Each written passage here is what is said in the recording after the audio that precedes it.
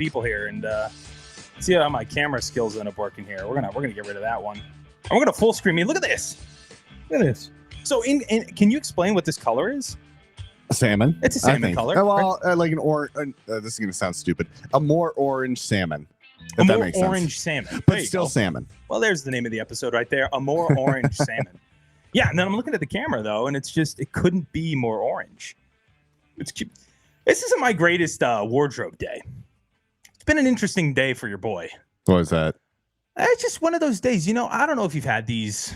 Just these days that are just Went to the gym today. Was at the basketball court in the gym. I missed 3 layups in a row. My check engine light is on in the Jeep. I have a hole in my shorts. My wife pointed out. These shorts that you have on right now? Yep. Where? Right on the ass. So I was afraid you were going to say that. And these are great shorts too. And it's just, it's just one of those days. It's never. It's not like anything specifically bad has happened. It's like stubbing your toe. It's just kind of like, look, I could overreact about this. I could make this much more painful than it was, but it's just a real nuisance. It's just a nuisance. So a couple of those nuisances today, like the 3 missed layups in a row is just like, dude, just go home. Yeah. And that's kind of what I had to do. I don't think you're going to the NBA. Don't worry. Yeah, I can assure you I'm not going to the NBA. I can assure you that one. Shawnee, how the hell are you, guy? I'm doing well. How are you? Good to see you. I am living the dream, baby. Happy Thursday, September 21st. Year of our Lord 2023 as we are recording. What's up, YouTube? There's a camera. There's another camera.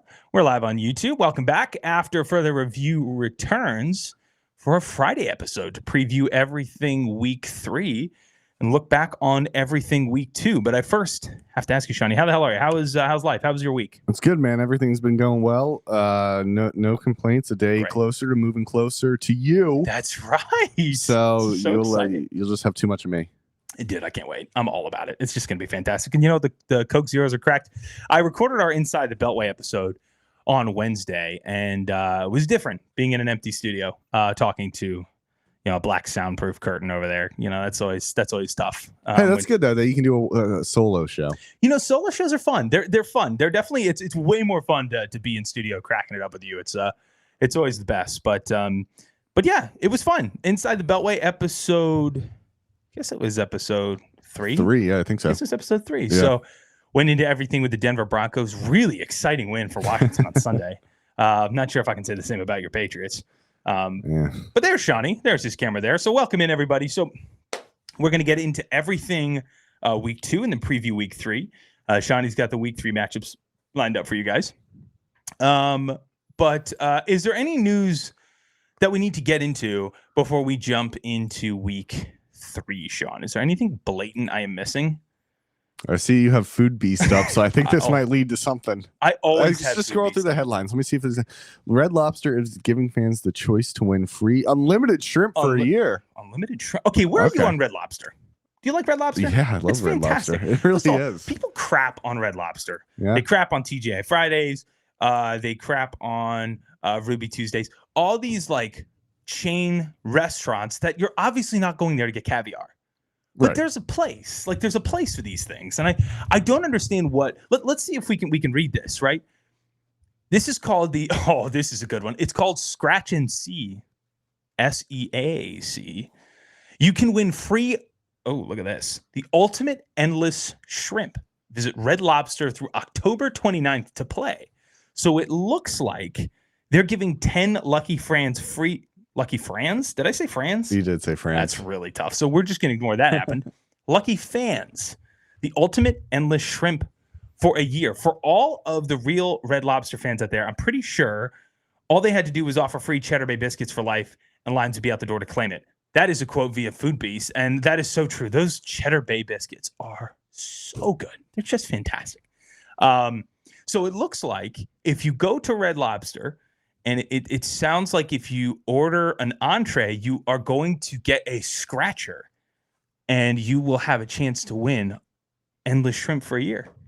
That's fantastic. All right, now, but hang on. Now this brings up a topic, all right? Okay. And this is a sour topic of mine. Uh-oh. Okay, because I don't agree with it. All right. Okay, you don't agree with yourself. I don't agree with how this certain company that I love, fast food place, does something. Okay. All right. So I worked at Chick-fil-A. That's right. You are I Mr. worked at Chick-fil-A. Chick-fil-A. I am Mr. Chick-fil-A on the nugget side. Mm-hmm. And you On know the how nugget side, that's really I was there the divisions? nugget guy. Yeah. So the other Wow. so there was Wow, this is breaking one news. middle island, and the sandwich people were on one side. I was nuggets and grilled sandwiches. You were a nugget guy. I was the nugget man and salads. Wow. Anyway, so on Twitter you can find Sean at the Nugget Guy, right? That's your handle? No. Oh, okay, all right, just making sure. Yeah, don't look that up. Okay. I had to typo away from trouble. Go ahead. All right. So, so Chick-fil-A, you know how they give out the if you camp outside of a new restaurant, you get a free chicken sandwich. I had friends do that. Okay. What does it sound like when they promote it? It sounds like whenever you walk into the restaurant, you get a free chicken sandwich, right? Correct. That's how they promote it. Yes. Do you know what it actually is? No. You get, I believe it is 52 free sandwiches. You get one per week. Oh, okay. Did you know that? All right. You know what? Okay. So, yes, I did know this because my friend, when the Purcellville location opened up, camped overnight. They did like a movie night in the parking lot. It's an official event. It is an official thing. Yep. You have Okay. to like register and stuff and all that. Yeah. It's one Chick-fil-A sandwich per week, which is it's just with no meal, no drink, no fries, doesn't no come with a nothing. meal. It's such a killer. I'll never. So I was down with my dad and I were on tour, and his accompanist is a great friend of ours, and so we were down in Florida for the Super Bowl between the Patriots and the Falcons, your favorite Super Bowl of all time. Yes, sir. So we were down in Florida, in Orlando, and we found a sports bar. Now, we left the sports bar at halftime because, as you can imagine, like everybody did, the Super Bowl was essentially over at halftime. But they were doing this big giveaway at halftime at this location. I believe it was called Gator Dockside. I think that's what it was. Okay. And so in downtown Orlando, and so how it worked was they said, everyone here, you have your receipts. Each you get a number. You've been entered to win free wings for a year. Now, I clearly don't live in Florida, so if I won that, maybe I could sell it, but it's going to someone else. I looked at the fine print, and it was one order of 6. It's a 6-piece boneless wing deal that you get one order of 6 boneless wings once a week. Yeah. So the same thing as Chick-fil-A, essentially. It's just like, well, no one, if you say to somebody, you can get a free Chick-fil-A sandwich every single day. Well, that's what I'm saying. It seems like you can just walk into the store anytime you want, multiple times a day, whatever it may be, and get a free chicken sandwich. What's tough, though, is that no one would actually do that, right? No one would go to a Chick-fil-A and get a sandwich for 365 days. Well, no one. I know you. You are. No. Remember, if any of you have forgotten, this is the Nugget Guy. So you might. But if I were to guess, if anyone were to try to stick to that, they would probably do it for 10 days and then they would start quitting because they'd be like, okay, now I'm getting tired of this. Right. No one actually does that. So if you were to say to somebody, hey, you can come in once a day and get a free chicken sandwich every single day. Now the only question is sometimes people could take that, maybe give the card to someone else, and now they're passing the card around. But at the end of the day, Shawnee, it's Chick-fil-A. It's a Chick-fil-A sandwich. It's one sandwich. I don't think it's going to bankrupt anybody. But yeah, that was a terrible bit. I do remember that because I had friends that camped out that night. Right, and I knew people that I went to school with, and one of my good friends, Philip, he went, and I asked him about it, and he's like, I think he got it because I think it's the first 100 people. First 100 people. I think that camped out. Now, Now, granted, that's a lot of money for Chick-fil-A. Yeah, it is. 100 times 52 sandwiches is a lot. Well, I guess if you were to say 5,200 MSRP, what they sell it for versus what it costs them. I just said 5,200, 520 sandwiches. Don't worry. I let that I'm not pass. a math You guy. see what I did to you there that you didn't do to me last week? I didn't leave you hanging. I said, you know what, I'm gonna let you go. You decided to leave me hanging. I caught that one. So don't worry. You called yourself out, which is very, very admirable. Yeah, that's really true. I guess it's true. But in terms of what it would cost, one sandwich, come on, let it slide. Let it slide. Yep. Now, my question for you with this shrimp fest situation. What is your favorite type of shrimp? If you were to go to a restaurant and get it done, do you like garlic shrimp? Do you like grilled shrimp like on a skewer? Do you like one of my favorite things to do is coconut shrimp? So I was always a grilled shrimp guy, like a kebab. Yep. And then I had the coconut shrimp for the first time, and It's a that 10. I fell in love. Okay, and they have a pina colada dipping sauce. Yes. It's over, dude. All right. Sean, That's the podcast. We're going to Red Lobster. I'm never going to be thin. Like, this is the problem. I was saying this. We were on a walk and we ran into a friends of ours. And on this walk, we were talking about just how much how tough it is when like Chick-fil-A comes out with something new, like this new pimento sandwich. It's so good that I'm like, I'm never going to be thin. I'm never going to look at that and go, I'm going to have a salad instead. I'm not going to do that ever in my life. So I can miss layups all I want and run in a basketball court and make myself look like a horse's ass, but I will always have a waistline that is regrettable. So it's unfortunate for me. But yeah, that's an interesting thing. A little unlimited shrimp fest. We might need to get ourselves over there. We got to see what the fine print is, though. Yeah. That was the point. That is the fine print. Well, yeah, go to Food Beast, every one of you, because I'm there every day. It's like my first tab that I see open all the time. But anything else I'm missing? Any other giveaways that we need to know of? Not that I'm aware of. No, I'll let you know if there's anything. See, this is what happens on a podcast, baby. You open up the Food Beast site and you look at that. We got a 10-minute segment just like that, just at opening up a website. Fantastic. Shawnee, I think it's time to review week 1. I think it is. Week 2. Yeah, there you go. Week 2. I'm telling you, man, Thursdays are a hit or miss with me. I'm either rolling in because I'm excited about a Friday, or as I said a couple weeks ago, I'm tripping into a Thursday night in desperate need of a nap. Sean, do we want to review everything week 2? Let's do it. Let's get right into it. Let's do just that. So we have to go all the way back to 7 calendar days ago, Sean. This is up in Lincoln Financial, where the Vikings came to town, played the Eagles, and it didn't go as well for the Vikings as they might have hoped.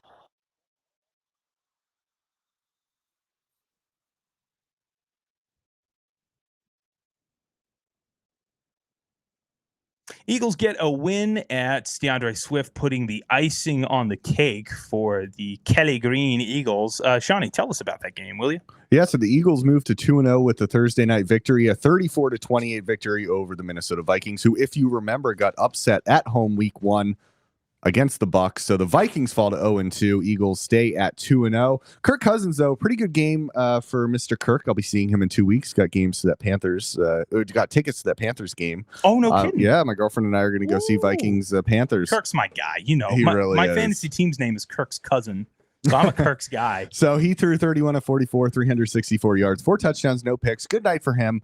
You had Alexander Madison running not so well. 8 carries, 28 yards, averaging just 3.5. All right, let's go over to the Eagles. Jalen Hurts, 18 of 23, 193, touchdown, interception. How about DeAndre Swift? You just played that highlight right there. Yeah, no kidding. 28 carries, 175 yards, and a touchdown. Jalen Hurst. Why not? 2 touchdowns on the ground on 12 carries. Desperately. We really are. 35 yards for the quarterback. Again, 35-28 win for the defending NFC champions.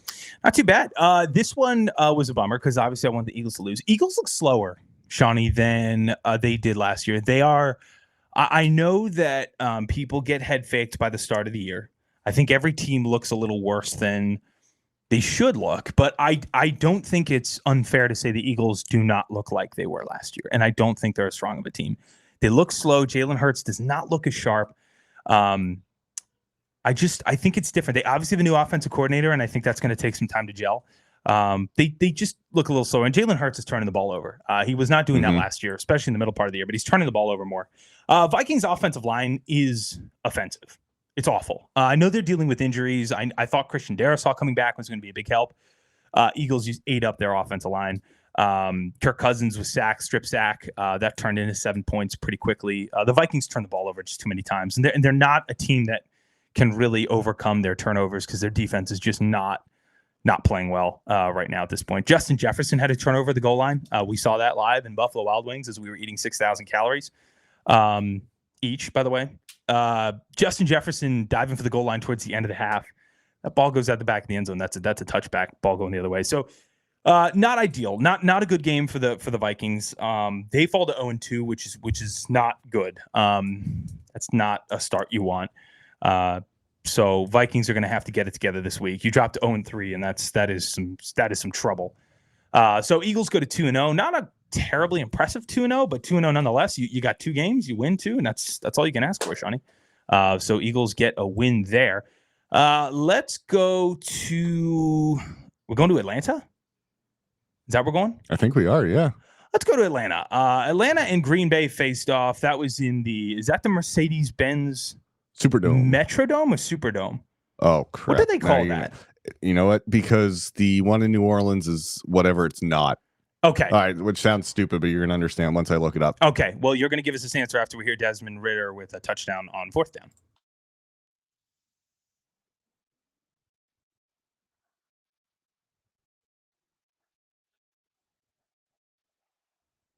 Kind of delay enthusiasm there from Kenny Albert. Now I love Kenny. Don't get me wrong. He is the best. He actually used to call. I don't think he does anymore. My guy Chick Hernandez is on the call now, but he called Redskins, Commanders football team preseason games for a couple of years. He's the best. Kenny Albert's the best. A little bit of delayed enthusiasm there. Kind of threw me off. Nonetheless, Shawnee, what went down there at the Mercedes-Benz what dome? All right, so it is Mercedes-Benz Stadium. Oh, The New Orleans ones is now the Caesars Superdome. Caesar. Oh, that's right. Yeah. Caesars Sportsbook Superdome, right? I think so, yeah. Something like that. Anyways, Falcons advanced to 2-0, so they're 2-0 in the much weaker NFC South. 25-24 victory over the Green Bay Packers, who fall to 1-1. Let's take a look at some of the player stats. We'll start with Jordan Love in the Packers. 14 of 25, 151 yards, 3 touchdowns. Not too bad through the air touchdown-wise, but not enough for the win. Falcons did get the win under Desmond Ridder. He threw 19 of 32, 237 yards, touchdown, and an interception.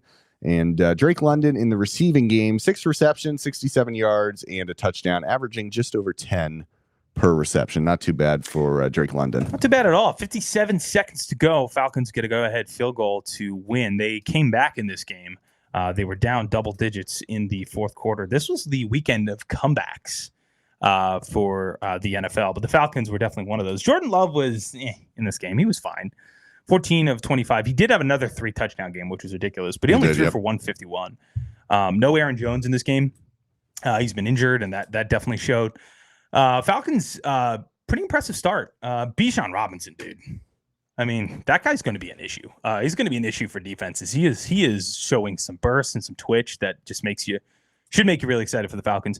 Desmond Ridder's okay. I don't think he looks very good. I definitely don't think he's the answer. He was a 3rd-round pick. I'm not sure if he's going to give you much there, but nonetheless, a good win for the Falcons. A surprise. I mean, them and we're going to get to them. The Buccaneers, definitely 2 surprise 2-0 teams in the NFL so far. So a good home win there for the Falcons. Let's go ahead up to a team that had a good win, who I think we knew was going to win this. This game actually kind of sucked, to be honest with you, because well, the Bills just stomped all over the Raiders.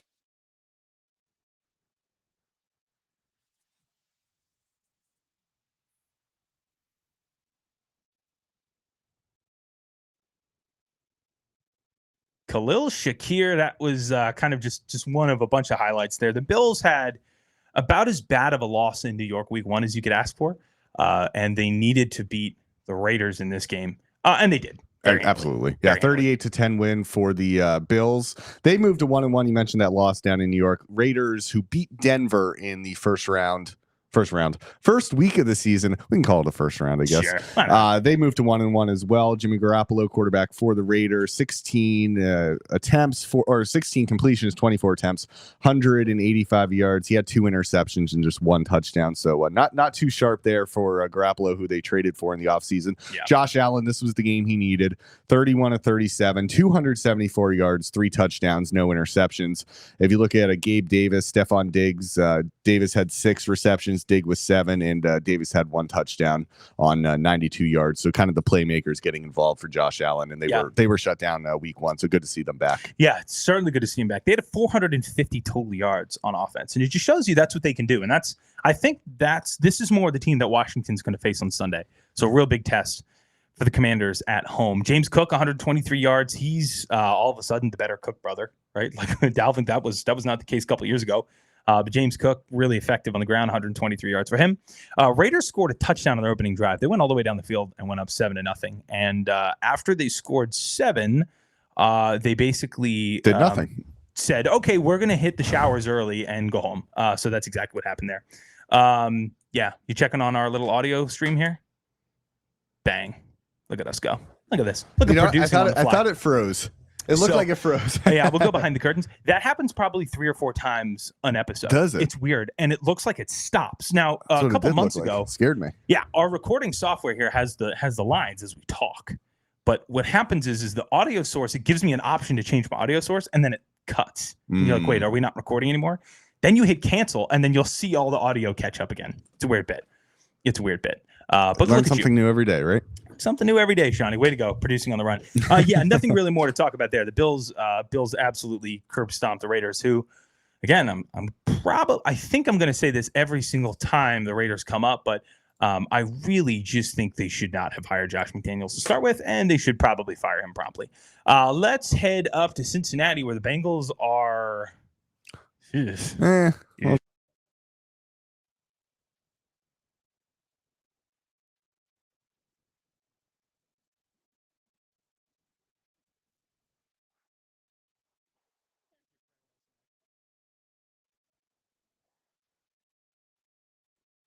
You love Nelson Aguilar, don't you? He was all right. By all right, I mean, not good. Eagle, former Raider, former Patriot, now current Raven, and he was a part of a victory for the Ravens. Shawnee, what happened in that game? It was a 27-24 victory for the Baltimore Ravens on the road. Joe Burrow in the Bengals fall to 0-2. Burrow 27 of 41, so not a great completion percentage. Only 222 yards, 2 touchdowns, and an interception. If we look at Jamar Chase's numbers, 5 receptions, 31 yards, no touchdowns, not good at all. T. Higgins a little better, 8 receptions, 89 yards, and 2 touchdowns for Higgins. Now let's go over to the Ravens and Lamar Jackson. Pretty good game, 24-33, 237 yards, 2 touchdowns. And we're going to go all the way down. Nelson Aguilar, you just heard him. That was 1 of 5 receptions for 63 yards. You also had Zay Flowers receiving 4 balls for 62 yards. He's definitely an up-and-coming talent. Very good. Yeah. So this is kind of where the Bengals were last year, Connor. 0-2 to start the season. Yeah. This one feels a little bit more perilous for them. Well, all right. Let me ask you this. Go ahead. Should we be a little bit maybe understanding, since Burrow was out with that injury in the preseason, maybe he's just still kind of getting warmed up? Yes. So it is explainable. It is not excusable. I don't know if there's a better way to put that. Look, the Bengals are in a tough position because very clearly Burrow is playing hurt, and it's affecting his play. I mean, this offense cannot get anything going. Look, you're 0-2. I believe there's a stat out there that teams that start 0-2, their playoff shot, the chance to make the playoffs, is 11%. I believe if you start 0-3, I think it drops down to 3%. It is a very, very slim margin. The problem I think the ultimate issue here for the Bengals is that they need to be competitive in this division. And with Burrow now hurt, there's a shot he doesn't play on Sunday. You can't start 0-3. You can't start 1-3. 1-4. They can't afford to have too slow of a start, especially losing to divisional rivals.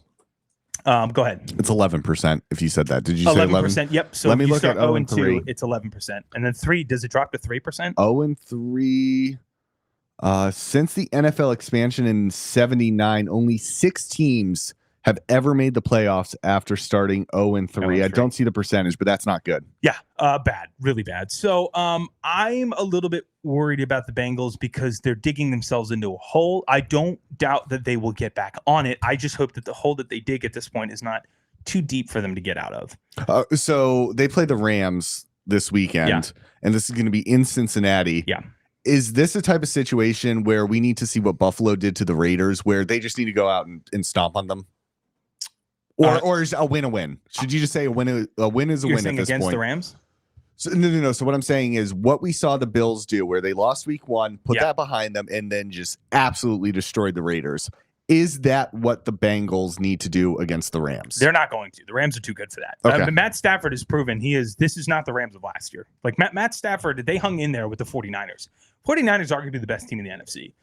The Rams are not the Rams of 2021 or 22. This is going to be tough. If Joe Burrow doesn't play, I think you're going to have to chalk the Bengals up for 0-3. And you can clip this, mark my words, and come back to me if they win and throw it in my face. I'm happy to take that. But genuinely, I think that they are facing and staring right down the barrel of 0-3 if Burrow isn't healthy.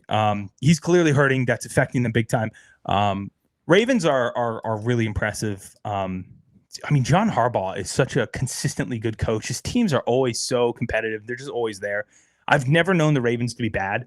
They just have a great culture, a great organization. They're injured though. They're injured. They're dealing with injuries. Obviously, J.K. Dobbins out for the year again. Odell Beckham got hurt in this game. He didn't end up coming back. So they're stacking up injuries. But listen, 2-0 through 2. That's what you want to do. You can really only get better. I think if you're the Ravens, as long as you can stay healthy, limit those injuries. But Ravens take a win, a divisional win. In Cincinnati, let's head to, this was a really exciting game was this in Detroit? I believe this was in Detroit. The Seahawks are another one of these teams who I think a lot of people started to write off week 1, and week 2 came right on back and showed what they were in Detroit.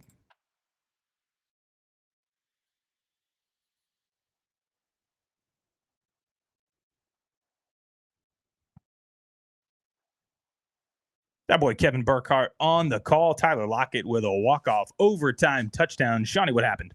All right, well, you just had an overtime game, 37-31 win. You just heard the game-winning call. Seahawks on top on the road. Jared Goff, the losing quarterback for the Lions, 28-35, 323 yards, not bad. 3 touchdowns, 1 interception. David Montgomery on the ground, 16 carries, 67 yards, and a touchdown.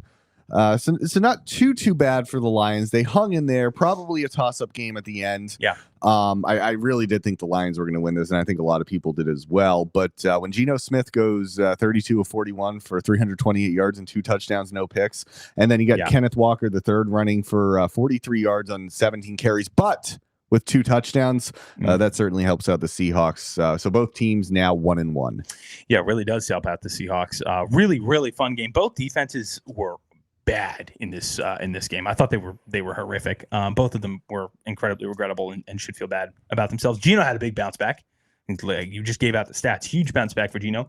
I think again the Seahawks after week 1, people were like, okay, this was fun last year.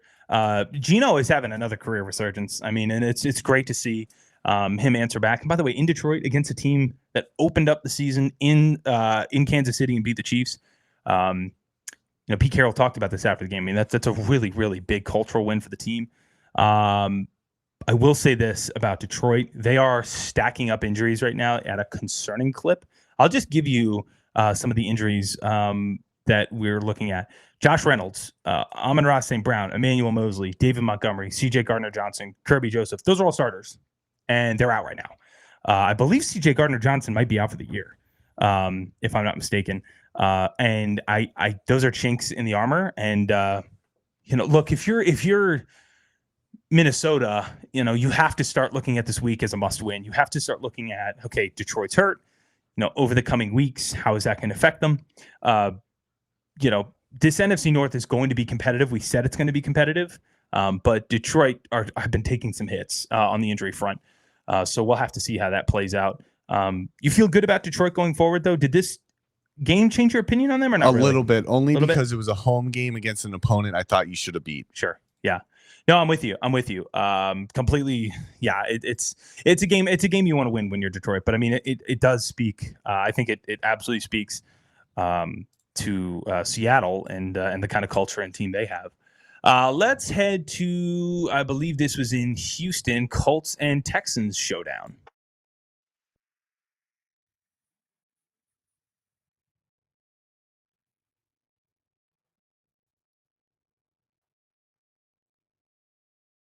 I think that highlight is where he got hurt, if I'm not mistaken. Yeah, he went out with a concussion. He's out this week. He is out this week. With the same concussion. I believe that was the play, his second touchdown run, where he actually was concussed. Shawnee, what happened in this one? Right, so Richardson goes out. Gardner Minshew, remember that name? He comes in, 19 of 23, 171 yards and a touchdown. Mm-hmm. That's pretty good for a backup quarterback. You can't complain. How about Zach Moss on the ground? 18 carries, 88 yards and a touchdown. Anthony Richardson just played one of them, but he had another touchdown run as well. And then Michael Pittman Jr. In the air, 8 receptions, 56 yards, no touchdowns, but still good average of about 7 yards per reception. So definitely good out of that that playmaker. All right, C.J. Stroud, 30 of 47, really getting him to work. 384 yards, 2 touchdowns, no interceptions. But yeah, it looks like it's a little rough as we expected down in Houston. A lot of those yards were second half. I think he had like 150 in the first half. So a lot of that was second half. Some of that was garbage time. But look, I mean, it's promising. A 384 you don't just trip into. 2 touchdowns, 0 picks. That's not bad. Houston isn't good. But to be honest with you, they can't run the ball at all. And to help a rookie quarterback out, you have to be multidimensional. I mean, you can't put the game and the offense on his shoulders. Dameon Pierce was completely ineffective. He didn't do anything. Anthony Richardson is hurt again. He got hurt. I don't know if he came out in week 1, but he was dealing with an injury week 1. He did come out at one point, and Minshew came in. Yeah. Yes. So through 2 professional games, he's had to leave twice with injuries. So that's not 100% the track you want to go on, but promising. I mean, I feel like, if you're Shane Steichen and Anthony Richardson and you're a Colts fan, I think they're going to make some music going forward. I have to feel good about that pair, but through 2 games being injured twice is not ideal. So Colts with the win, and that's good. I think Houston has a little more time to build themselves up. This game was supposed to be the best game. I complained about this matchup not being at 4:25 in prime time. It was at a 1 o'clock game. And I'd like to thank God that this game is at 1 o'clock because we weren't able to stare at this and hurt our eyes. Kansas City and Jacksonville was supposed to be fun, but this was a pissing match of the highest order.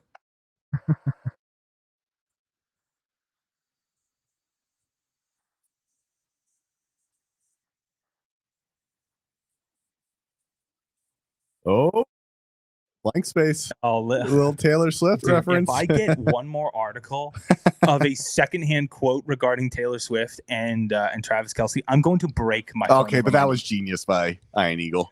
That was genius. That was a good one. It might have been. I don't know if that was okay. So if that was purposeful. Oh, it was 100% purposeful. 100 might have been. You can't even argue that it wasn't.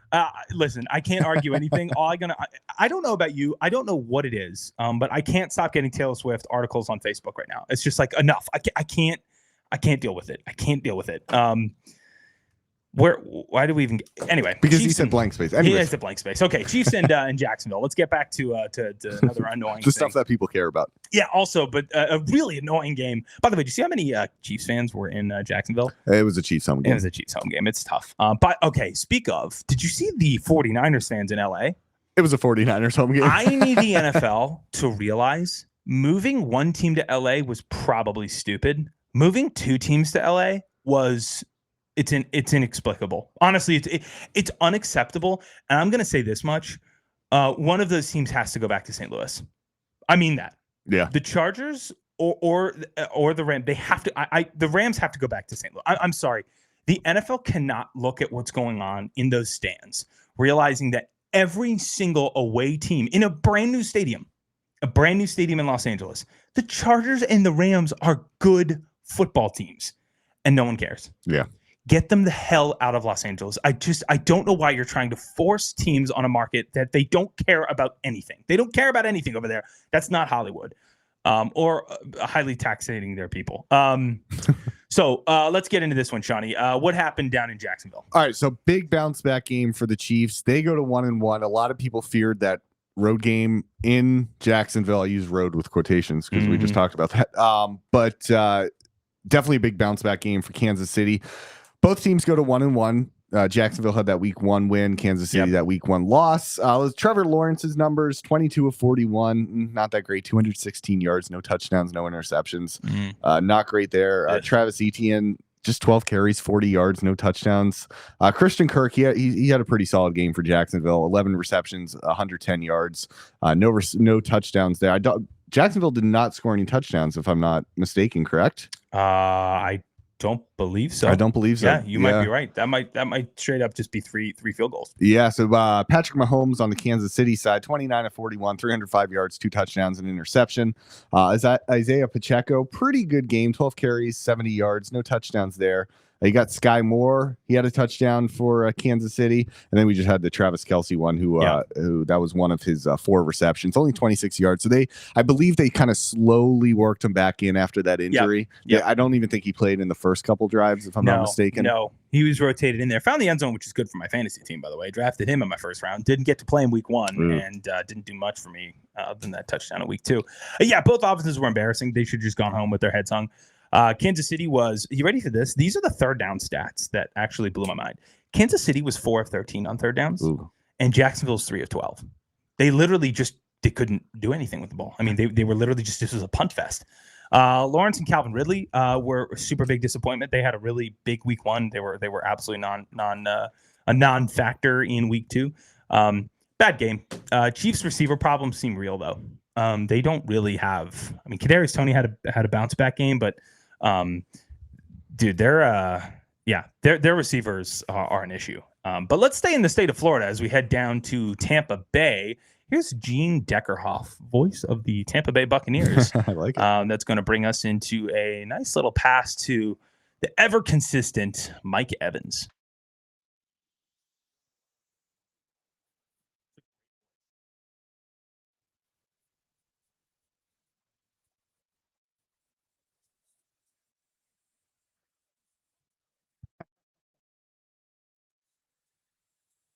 Fantastic. That's a great voice. I always love listening to the Tampa Bay. I'm a play-by-play buff, so I love listening to the different teams' play-by-play voices.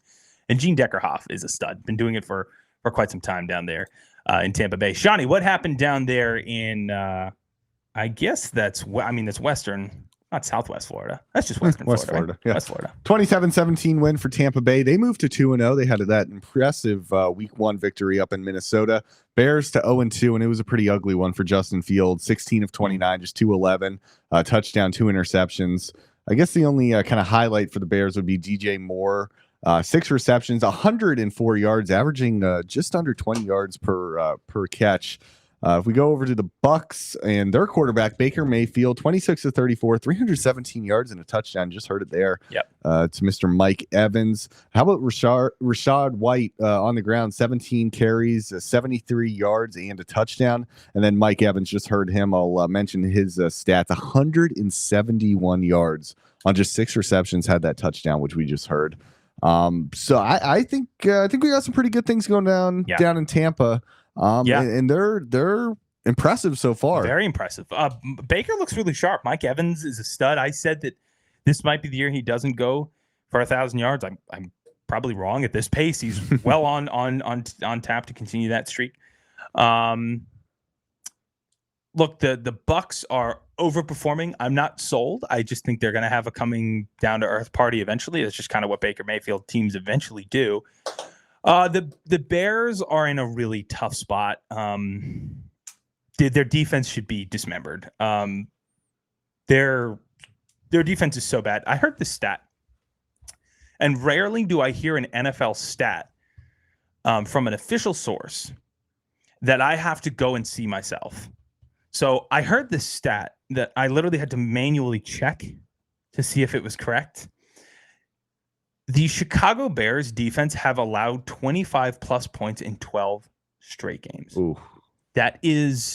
Just retire. That's almost a full season, getting close to it. Retire. Like, I don't know what else to say. That is horrific. Justin Fields is having about as bad of a start to the season as you could possibly want. He took 6 sacks. And a lot of those sacks, if you watch the film, or just watch the game, if you watch more than 10 minutes of this thing, you'd quickly realize that this was not 100% a protection problem. Like, he just has really, really bad pocket awareness, turned the ball over twice.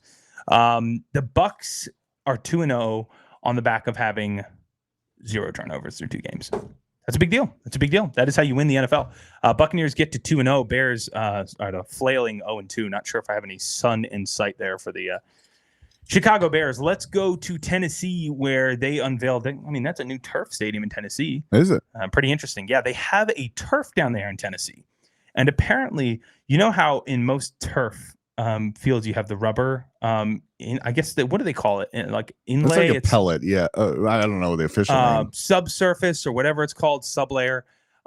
This one is weird, like a natural sublayer that they use with this specific turf. Not sure. I have to look into it, but they unveiled it. It looks okay. I like grass. Yeah. I'm a traditional football guy.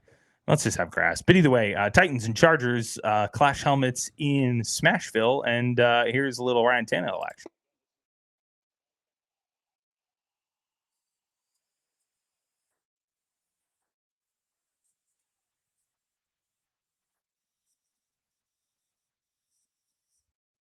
Big game for Treylon Burks. It was 11-0 at one point, and the Chargers just do what they love to do most, Shawnee, and that is blow leads and lose games. What happened down there in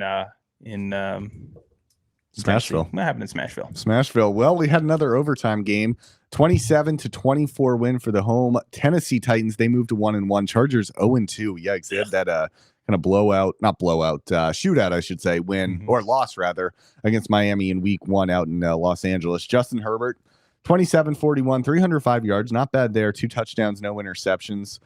Keenan Allen, 8 receptions, 111 yards, 2 touchdowns through the air. If we go over to the Titans side of things, Ryan Tannehill, 20 of 24, 246 yards and a touchdown. I guess it's good to get that from him. Not too bad. Derrick Henry carried the ball 25 times, only 80 yards, just 3.2 yards per carry. Did have a touchdown, though, and so did Ryan Tannehill have a rushing touchdown. Yeah. How concerned are you about the Chargers? They just can't do anything, dude. I think Brandon Staley is his seat is just, I don't know how high. I was just about to ask that. I'm not going to take it off the table that if they lose this weekend, he just gets fired. I'm not going to lie to you. This team is too talented, and Justin Herbert is way too good for the Chargers to just look this bad. They've been destroyed now through 2 games on big plays. Okay, that was a 70-yard reception by Treylon Burks. This is just. I mean, they've been destroyed by big plays in this game all over the place. So how big of a game is this then? This Sunday at 1. We'll get into their picks later. Yeah. Chargers at Vikings. I mean, those are 2 teams that have to win. Yep, have to win. I mean, this is essentially a playoff game in Week 3. Yeah, no kidding. I mean, we're literally, the leaves haven't even changed colors, and we're panicking over the Chargers and Vikings. Yeah, I mean, the loser of that game is facing. I think this is where the road divides here. There's a fork in the road and one team is going to go left and one team is going to go right. Yeah, you're right. It is a must win for both those teams. It's a pure must win.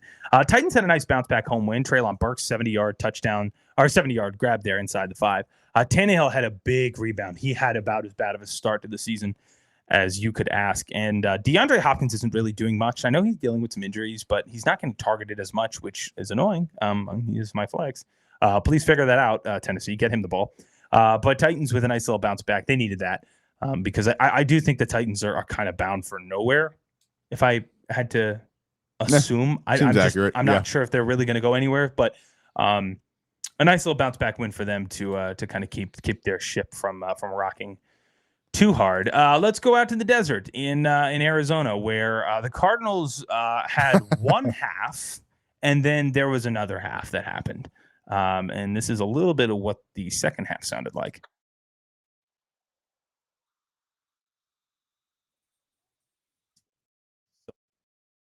So he is so strong and athletic. He moves so quick for his size. There's Saquon Barkley, Daniel Jones, big second half. Shawnee, what happened there? We had a huge comeback. That's what happened. A 31-28 win in regulation. So it didn't even go to overtime. Giants over the Cardinals, who fall to 0-2. Giants, big bounce back win. I mean, it was looking ugly in the first half for them. If you remember, they got blown out 40-0 Week 1 at home against Dallas, which, by the way, let me just say, Dallas's offense didn't do anything. That was 100% the defense. So stop talking about Dak. Anyways, all right, Daniel Jones in this one, 26 of 37, 321 yards, 2 touchdowns and an interception. Saquon Barkley just saw one of his touchdown receptions, also had one on the ground, 17 carries, 63 yards, not too bad there. Danny Dimes also a rushing touchdown. All right, let's hop over to the losing Cardinals. Do I even want to read off these stats? No, but I will. Joshua Dobbs, 21 of 31, 228 yards, a touchdown. James Conner, not too bad on the ground, 23 carries, 106 yards, and a touchdown. Dobbs, just like Daniel Jones, had a rushing touchdown. And then Zach Ertz was kind of the only playmaker for the Cardinals. Yeah. 6 receptions, 56 yards, no touchdowns, though. Cardinals, whatever. This is where we thought they would be. Are the Giants hyping this up too much? Do you think? I mean, they barely beat the worst team, arguably, in football. Is this being like overhyped a little bit? You know what it reminds me of is the Vikings beating the Colts last year, that big comeback win. Yeah, you're playing professional players, but you barely beat the Colts. Like, come on, you know, this wasn't the Patriots coming back in the Super Bowl. I think the hype is more of a sigh of relief because I want to be very clear here. The Giants are kicking off. Actually, they have kicked off at this point against the 49ers, which by the time you hear this, the result will be out. I am going to assume the Giants are going to lose to the 49ers. That was a must-have game, Sean. They had to win in the desert. So the excitement about that win was a sigh of relief. That was not a, oh my gosh, let's plan parade routes for the Lombardi Trophy, but a huge comeback to avoid a complete disaster. Second half was everything. Something just clicked. Daniel Jones 15-19 in the second half. Giants lose. Saquon Barkley looks like 3 weeks with a sprained ankle. It looked like it could have been much, much worse. So thankfully, thank God he's okay. He'll be back in a couple weeks. Dude, the Cardinals are this is 2 straight weeks that they've pushed teams to the brink. They've looked good. Dobbs looks good. James Conner's had 2 good weeks. Obviously, Zach Ertz has been pretty productive.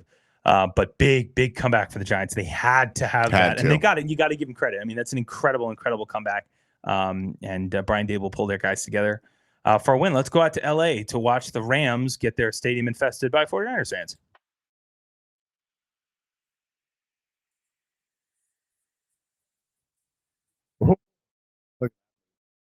You hear that?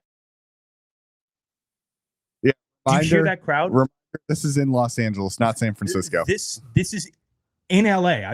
Again, it's in Los Angeles, and this, Sean, it was, honest to God, I want you guys, if you're listening to this, I need you all to go and look up 49ers fans in Los Angeles, because I mean, the worst FedEx Field has ever looked has never looked like this. I'm serious. This is worse than anything FedEx Field has ever looked like. Really? And Sean, it's not even close. Like on the home, I mean, it's red everywhere. I mean, it's a home game. It's literally just defined as a home game. So NFL, be embarrassed about yourself. This is embarrassing that you brought the Rams and the Chargers to LA when LA don't care about anything. Shawnee, what happened to LA? And what did I just say? Just don't talk. Forget it. All right, 49ers with the 30-23 win, a little closer than people thought over the Los Angeles Rams down in the Los Angeles state. What do they call it? SoFi Stadium.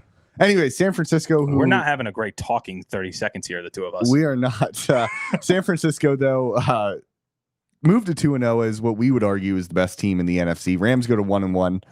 Brock Purdy, 17-25, 206 yards, no touchdowns, no interceptions. How about Christian McCaffrey? Yeah, man. Christian McCaffrey, just a stud. Kyle Shanahan can't be stopped. He just can't stop beating Sean McVay. Brock Purdy looked This is the first time I've seen Brock Purdy look I mean, he missed a lot of throws. I haven't really seen him be tremendously inaccurate before. And this is the first time I ever saw him like actively miss throws. He wasn't as impressive. Sean, have you heard of Puka Nacua? No, but he got 15 receptions. 15 receptions, 147 yards. He's on pace for 200 receptions. If you were to tell me 3 weeks ago, if my wife were to come down 3 weeks ago and say, hey, do you like Puka Nacua? I would have probably said, I don't drink many herbal teas, but that's about it. This dude is a stud. I mean, 15 receptions. He was targeted 20 some odd times, 147 yards. What the hell is this guy? Went to BYU. Dude, take a bow. Take a bow, brother. What a stud. Puka Nacua. I mean, I could say that name for the rest of time. What a name. What is it? Oh, jeez. Yeah, you were attempting to say that and you stopped. Puka Nacua. Puka Nacua. Puka Nacua. I like Puka Nacua. Not a bad name right there. LA can keep up, man. I'll tell you this much. They lost, but Stafford looks great. Stafford looks really, really good. The Niners defense, though, is just unreal. Did you see the play Javon Hargrave broke into the backfield and it was a handoff? He broke into the backfield and almost took the ball out of Matt Stafford's hands when he was just handing it off. Yeah, I did see that. Unbelievable. So the Niners get a win against the Rams, who I think both of these teams are going to be really good. I think you're going to see that playoff matchup again. You think? Yeah, with the Rams? I think you could, man. Okay. The Rams look really good through 2 weeks.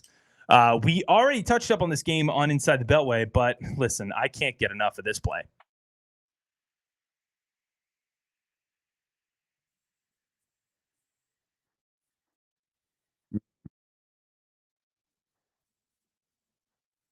Stud to stud. Look at Terry McLaurin, one of my favorite dudes alive. Commanders go in down 21-3, and it was about 6 minutes left in the second quarter when Jamin Davis chased down Russell Wilson on a strip sack, and that was all she wrote. A weird strip sack too. Very weird strip sack. But you know what? It happened nonetheless. Washington fly to Denver, get a huge win. Sam Howell had himself an incredible day. Basically 300 yards, pair of touchdowns. Defense stood up. Chase Young had one of the best games as a professional that I've ever seen him have. Defense just completely took over. Denver, I don't know what other way to put this than you just pissed down your leg. Now you pissed down your leg on your home opener. You're 0-2. Russell Wilson had, that first quarter, you were like, oh man, this is Russell Wilson from 2014. But the good news here is that it actually was not. He came out in the second half and decided, I don't want to play football anymore. So Commanders get a huge win on the road. If you want the in-depth version of that, you've probably heard it by now. I hope you've heard it by now. But Inside the Beltway is on this podcast feed. You'll get the breakdown of that. And you'll get some of my takes on what to look forward to against the Bills when they come to Landover, Maryland this Sunday. Sean, I'm going to allow you to take this one over. This, unfortunately, was a Sunday night game that did not end up going very well for you.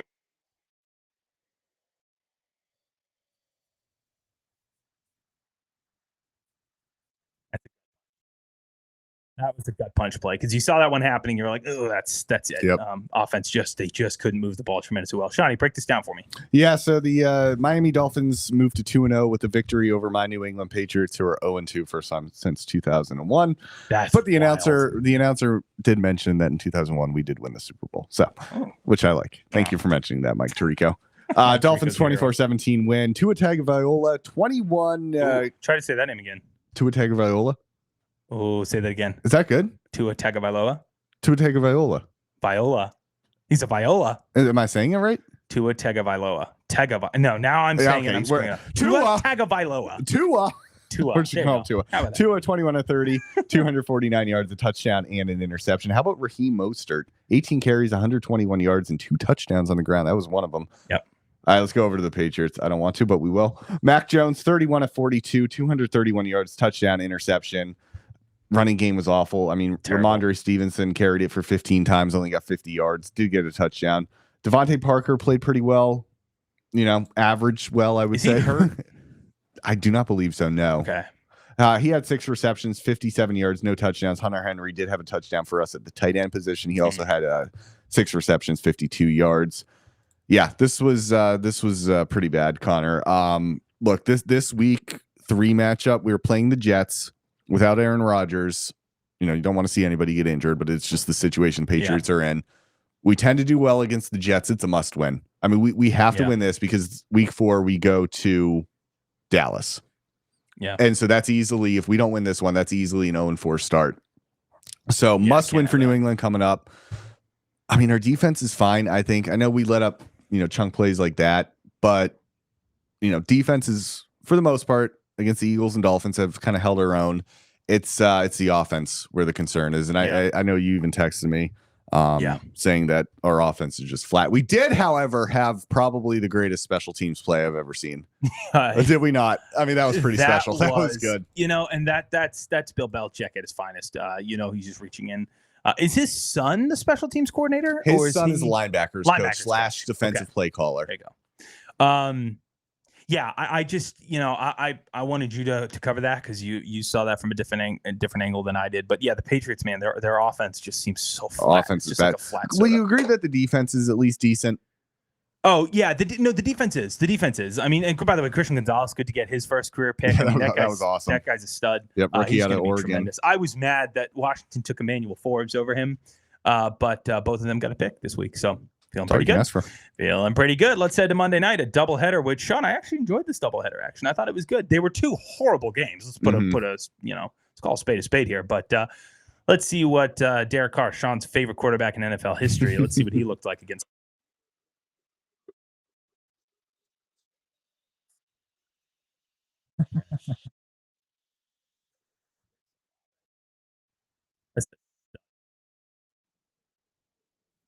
ESPN had their college announcers. Was that Reese Davis on the call? I was wondering who that was. Yeah. That is Reese Davis. Yeah. They did the same thing last year. Yeah, it was a Jets game. He's amazing. He's great. He really I love is. Reese Davis. He's just fantastic on the call.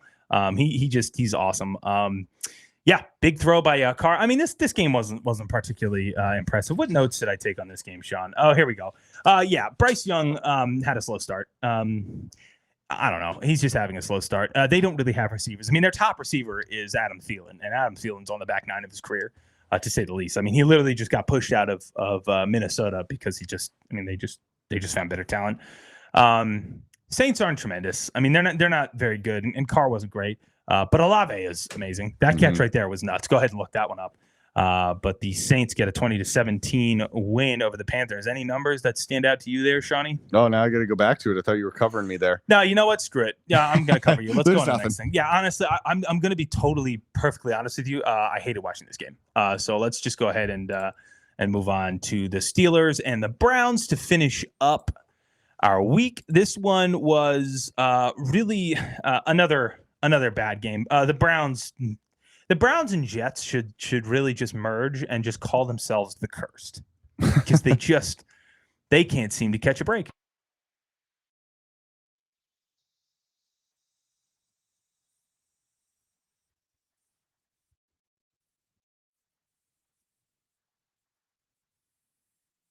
Pickett to Pickens. How about that one?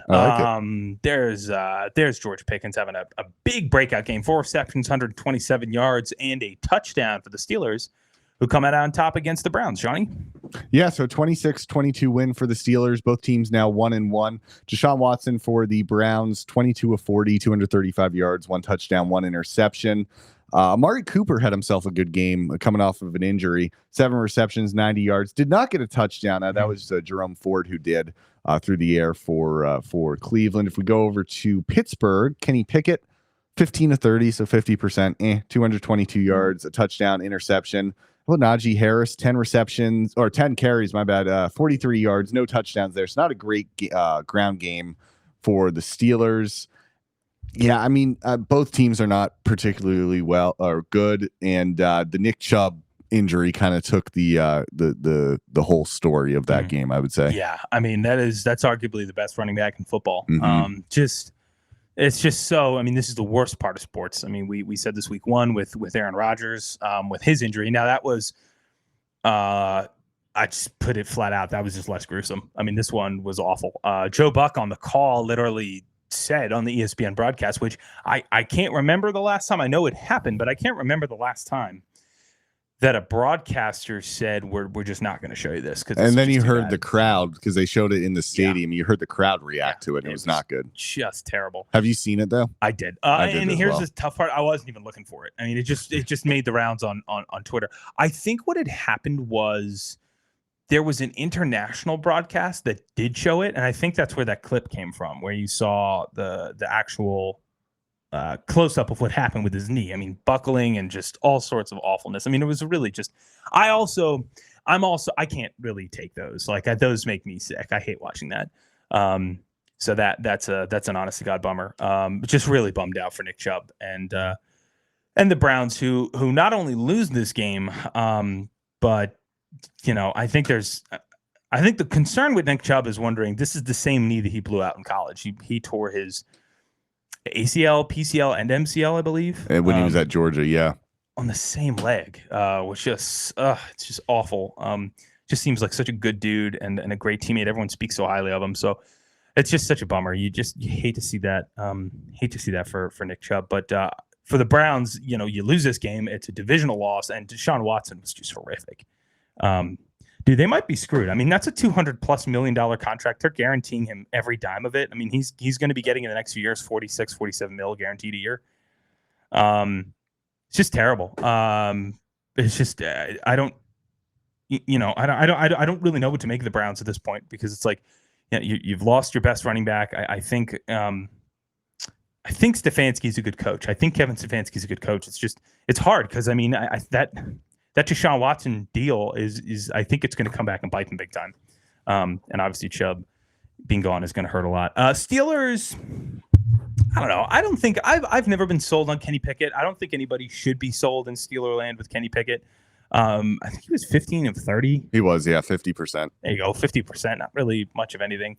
But for the Steelers, man, the name carries what they did. Their defense just took over. Defense just took over. And quite frankly, That's what you need. Washington had it happen for him.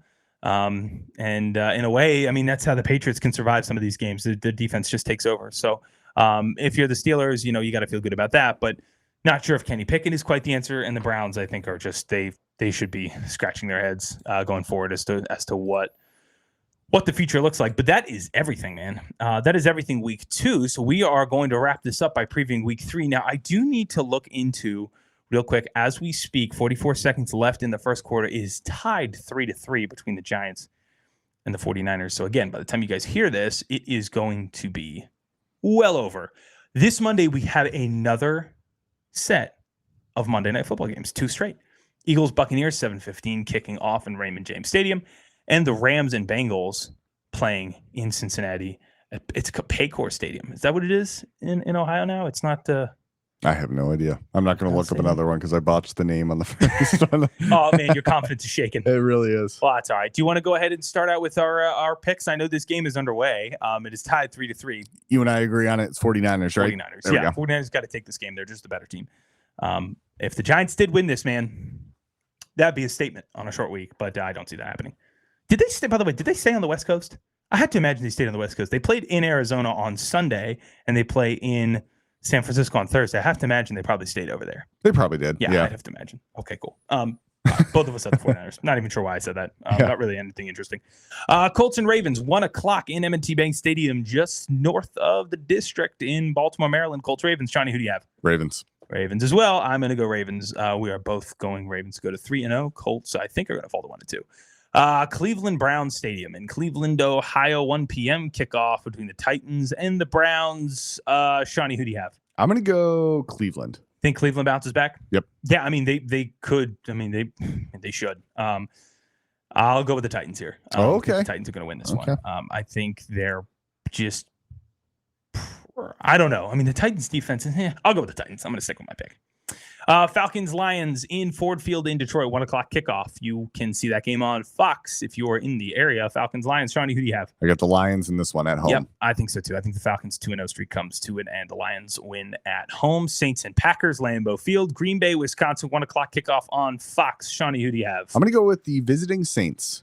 You think the Saints go 3-0? Okay, I think Jordan so. Love. I think Jordan Love. I think he gets back to, I don't know, 250, 260 yards, maybe a couple touches. I'll take the Packers over the Saints to get to 2-1. 1 o'clock, Everbank Stadium, Jacksonville, Florida, Jags and Texans. Shawnee, who do you have? You got to go Jacksonville here. Yeah, you really do have to go Jacksonville. I'll go Jacksonville to go 2-1 against the Texans. 1 o'clock, Broncos, Dolphins. They're flying into Miami to play in Hard Rock Stadium. See that on CBS. Who do you have? I'm going to go with Miami. Okay, I'll go with Miami too. Yeah, okay. I think Broncos go to 0-3, which that sucks. That this is a tough draw for the Broncos. That's who bad. Need this.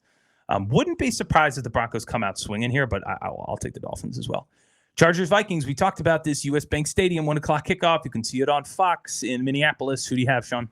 I don't trust either team, but I trust the Vikings tiny bit more. So I'm going to go Minnesota. So Minnesota's a big play offense, and the Chargers have done nothing but give up big plays. So I'll go with Minnesota as well. So I go Minnesota to get their first win of the year, and the Chargers to probably fire Braden Staley. Let's see here. 1 o'clock, your Patriots and New York Jets in MetLife Stadium, East Rutherford, New Jersey on CBS. Shawnee, who do you have? I got to go Patriots here. Got to pick your Patriots. I'll go with the Patriots as well. I think they get their first win of the year. I can't believe the Patriots are 0-2. That sucks. No, it sucks for you. Yeah, don't lie. Don't lie about your opinion. Let's be clear. I hate the Patriots. All right, let's go. 1 o'clock, FedEx Field, Landover, Maryland. I will be there. Commanders and Bills in town. Commanders are 2-0. Shawnee, are they going to go 3-0? How long have I been saying the Commanders are going to win this game? Yeah, you said this to me back in July. Yeah. I'm going to go with the Commanders. That's amazing. I think they win this. I think Buffalo chokes. Yeah, I hope, dude. I desperately hope so. And you know what? We're going to go Commanders as well. Screw it. I'll go Commanders. I think I actually chose. Here's the funny part. If you listen to Inside the Beltway yesterday, you'll realize that I actually chose the Bills 27-17. So today on After Further Review, it's a new dawn. It's a new day. Commanders are beating the Bills. It's the Sean influence. Yeah, it's the Sean influence. I'm an absolute feather in the wind. Panthers and Seahawks, Lumen Field, Seattle, Washington, 4:05 kickoff on CBS. Who do you have, Shawnee? I mean, Gino.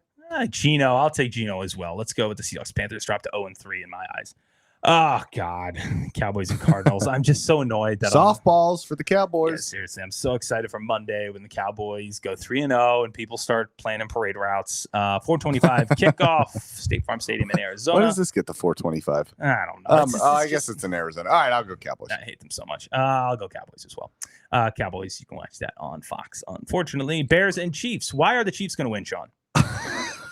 Well, did you know I'm actually going to pick the Bears? No, I'm going to pick the Chiefs. Yeah, this is going to be a 43 million to nothing win. Yeah, it's funny. The Chiefs have not looked very good, but the good news is the Bears might be a college team. They're going to go 0-3. That is at home game in Kansas City. You will be able to watch that. Steelers and Raiders Sunday Night Football 8:20 kickoff. That's in Vegas, so you can watch that on NBC. Who do you got? I like Mike Tomlin. Over Josh McDaniels. Give me the Steelers. Screw it. I'll take the Steelers too. Why not? The Raiders suck. I just don't trust the Raiders. I don't know what they're doing. So I'll go with the Steelers as well. We got a slate of Monday Night Football games ahead of us. Eagles, Buccaneers. That's at Raymond James Stadium. 7:15 kickoff. You can watch that on ABC. By the way, why is ESPN pushing ABC all of a sudden? Because ABC owns ESPN. Yeah, but why are they not just showing it on ESPN? I don't understand. Because there's two games and they're not far enough apart. I guess so. One gets ABC, one gets ESPN. Okay, so that makes sense. But I was seeing that that's a next week topic. I need to look up. But I thought I saw ESPN moving Monday Night Football games even when it's just one to ABC. Really? Yes. Okay, I did not see that. I don't know. Yeah, I'm gonna have to look that I don't know. up. Eagles, Bucks. Who do you got? Give me the Bucks. Yeah, I'll take the Bucks too. Really? Okay. I just want to. I thought you were going to make fun of me for that. No, unfortunately, I'm going to take the Bucks too. Because why not? I don't know. The Eagles don't look tremendously good. I mean, they are good, but they haven't looked as sharp as they previously did. So I'll take the Bucks at home because why not? Rams, Bengals. Who do you got? I don't trust the Bengals. I got to go Rams. Well, I don't trust the Bengals, and more importantly, I don't trust the Bengals if they're not, with Joe Burrow. So I'm going to day to day. By the way, I looked it up. Day to day. Yeah. It's going to be a game time decision. I'd have to imagine. I think he plays because I think you have to have him play. I really do think. Yes. I mean, it's. Yeah, I mean, you're definitely not wrong about that. That's it, man. Week 3, already here. What game are you attending in the next few weeks? You said you're attending a game. I'm going to the Vikings at the Panthers. Vikings at the Panthers. Mm-hmm. Now, why Vikings at Panthers specifically? Because Claire, my girlfriend, lives in Augusta, Georgia. So it's halfway. Well, no. I'm going to Augusta. Okay. And we were looking at Falcons. They're out of town. We looked at Jacksonville, actually. Okay. I mean, that's a bit more of a drive. It's like 4-ish. They're out of town. We looked at going to the Georgia at Auburn game, but she doesn't want to do that because it's in Auburn, Alabama. Oh, gotcha. Okay. That would be fun. It would be fun. But we're doing another Georgia game later in the year against Missouri. So we settled at the Panthers. It's not bad. That should be fun. And she watched that quarterback documentary on Netflix. Tell me she fell in love with Kirk Cousins. She fell in love big time. By the way, that is the new Joe Burrow to her. I need everybody to be aware. You're all behind on the Kirk Cousins game. Whether you hate him or love him, I loved him first. So all of you can go screw. Is that it? I need wings. Let's go get wings. I'm leaving the studio to get wings. But Shawnee's leaving the studio. He is out of camera. He is out of sight. So I'm just going to have to close this baby out for you. There he is. Look at him waving at the camera. And you can only see that on YouTube. So go over to YouTube. Go subscribe. Go make sure you're supporting us on Facebook, Instagram, wherever you are. Thanks so much for tuning in. We will see you guys next week on After Further Review. And as always, hit you guys on the other side. Hate that sweater. That sweater's just a piece of garbage.